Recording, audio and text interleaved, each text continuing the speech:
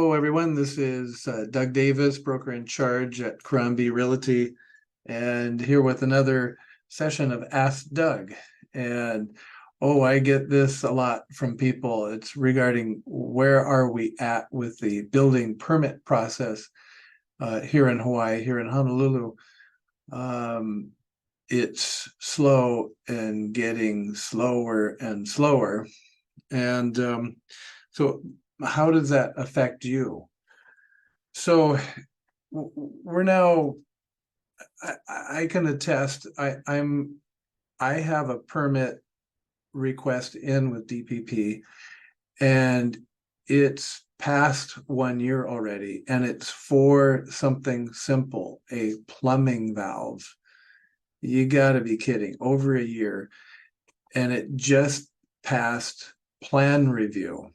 So the city added something called plan review, which is something that they started to enable them to take longer and not be beholden to quickly approving building permits. So essentially what it is a table where they put your request and they don't have to do anything with it for as long as they want to until they're ready to be able to give a permit, because you can proceed without a permit legally if they take longer than 3 months to approve the permit request.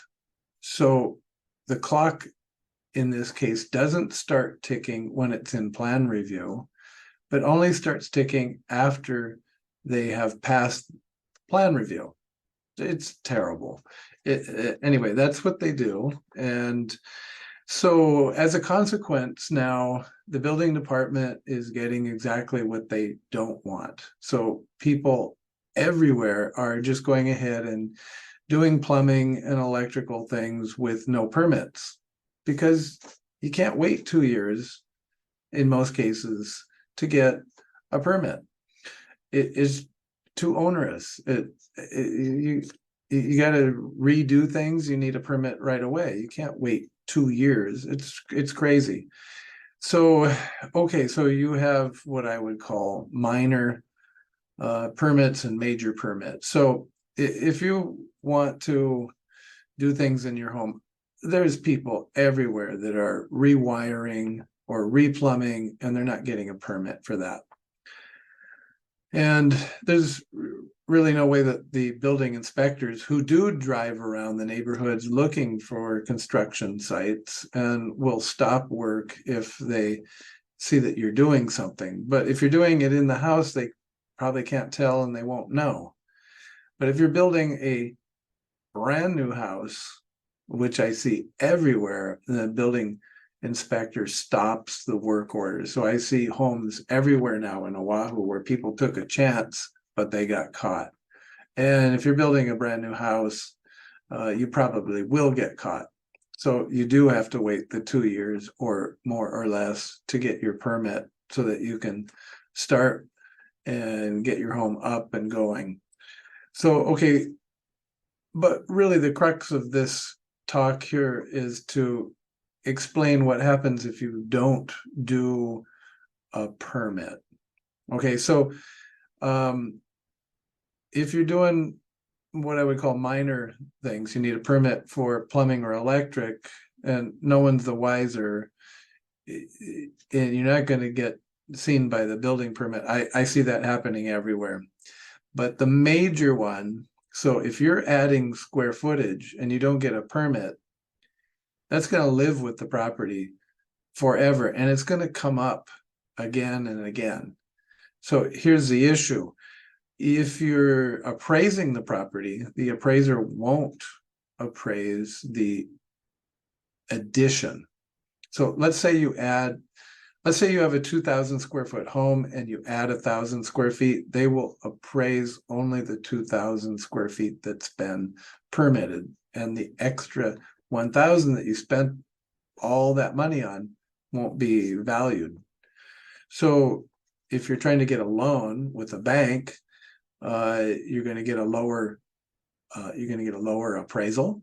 Maybe the bank says, I don't want to be involved with it because you didn't get permits. So you get less of a loan. If you are selling the property, then you have to disclose to the buyer that you didn't get a permit for it. And it's not like they're not going to know. They will know. They will know because they'll see the square footage difference.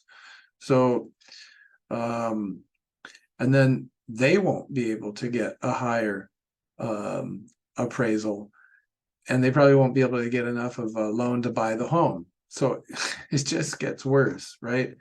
And then buyers may not want to be involved with a property that doesn't have proper permitting for the extra square footage. There's no way that the buyer would know if you did it properly, if you did up to electrical standards with the electrical, and you've got to put in a plug about every 4 linear feet. So did you do that properly? Did you do it to code? If you added a bathroom, did you do the plumbing to code? And then after you drywall everything in, you won't be able to see what was done. So later on, the building inspectors might say that you need to open up the drywall so we can look inside to see what the connections were with the electric and see how they did the plumbing. And they may not have done hurricane clips. So you may have to open it up at the bottom and at the top so they can see if you did that. And maybe in a few places you might have to open it up. So more cost, then you got to paint, and you got to paint the entire wall. You'll never be able to match it, so you got to do the whole wall.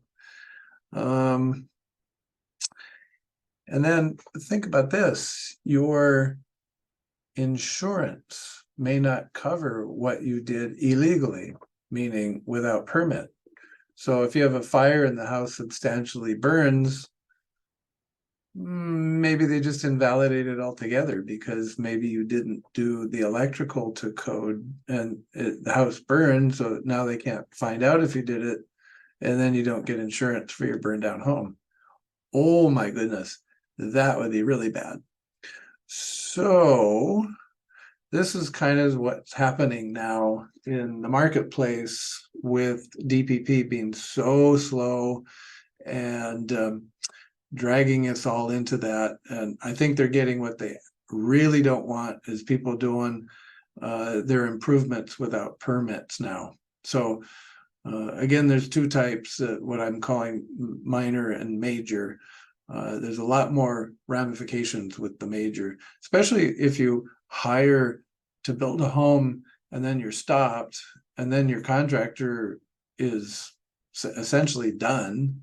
And then you got to close up the home, keep the homeless out and the drug addict kids and all that kind of stuff to protect what you got so far. Yeah, it just gets worse. So that's where we're at in Hawaii right now. And that's, you might want to think twice about doing unpermitted additions to your home for those ramifications, which could be really horrendous. So there you go. Hope that was useful to understand the pros and cons of that and help you on your way. All right. If you have other questions, love to hear from you. And if you have any real estate needs to buy, to sell, or property management, love to hear from you. All right. Until next week. See you then.